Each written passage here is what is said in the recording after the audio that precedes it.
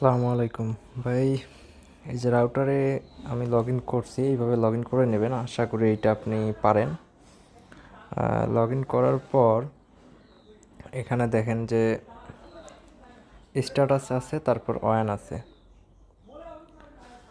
এখন ওয়ানটা আগে কনফিগার করতে হবে। এখানে কনফিগার না করে আপনি অ্যাড নিউয়ে ক্লিক করবেন। এই যে এখানে অ্যাড নিউয়ে ক্লিক করলে এখানে নিউ কানেকশন নাম আসবে। আপনি কি রাউটার মোডে কনফিগার করতে চাচ্ছেন, তার মানে রাউটারেই থাকবে। আর সার্ভিসটা কী হবে, আপনার যেহেতু এটা হবে ইন্টারনেট, তাই আমি ইন্টারনেট দিলাম। আর ব্রিজ অপশন, এখন এখানে আপনি যদি এই যে এইগুলোকে এই তিনটাকে যদি ল্যানে দিয়ে দেন, তার মানে প্রথম এই তিনটা পোর্ট ল্যান পোর্ট হিসেবে কাজ করবে। সেই সঙ্গে SSID 1, SSID 4টা ক্রিয়েট করা যায়, ডিফল্টভাবে একটাই থাকে।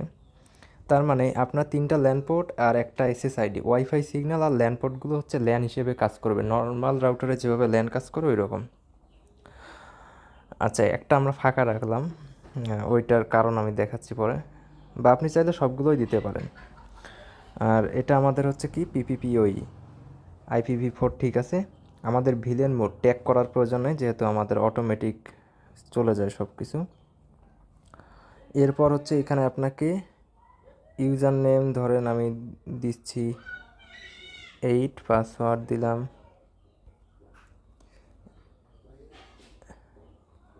8।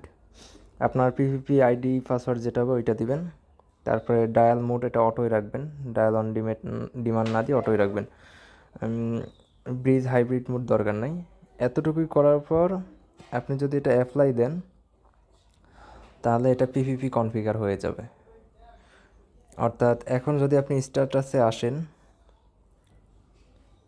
এই যে ওয়ান স্ট্যাটাস, এই যে এখানে ইরোড দেখাচ্ছে। আমার যেহেতু কেবল লাগানো নাই, এই কারণে ইরোড দেখাচ্ছে। কেবল লাগাই দিলে ওইটা কানেক্ট হয়ে যাবে। আর এইটা তো আপনি একটা কনফিগার করছেন, আপনি চাইলে আবার যদি এই নিউ বাটনে, এটা কনফিগার হয়ে গেছে, এটা যদি আপনি ডিলিট করেন ডিলিট হয়ে যাবে, এছাড়া এটা ডিলিট হবে না। এটা এই অবস্থায় চলবে। তার মানে এখানে বিষয় হচ্ছে তিনটা ল্যান আর SSIDটা সহকারে এই চারটা জিনিস হচ্ছে PPP আইডির আওতায় চলবে। মানে PPP থেকে কানেকশন আসবে, আর এই তিনটা পোর্ট আর ওয়াইফাই সিগন্যালটা হচ্ছে ওয়াইফাই ছাড়বে। এখন আপনি তিনটা ল্যান পোর্ট থেকে কম্পিউটার চালাইতে পারেন, অন্য রাউটার দিতে পারেন, ওয়াইফাই থেকে আপনি মোবাইল ল্যাপটপ চালাইতে পারবেন। এখন আপনি যদি আবার অ্যাড ক্লিক করেন, অ্যাড নিউ, দেখেন এখানে একটা নিউ ট্যাব ওপেন হয়েছে। এখানে দেখেন নিউ কানেকশন আসছে। এখানে আপনি কি করবেন, এটাকে ব্রিজ করলাম আমি, আমাদের কানেকশন হচ্ছে ইন্টারনেট।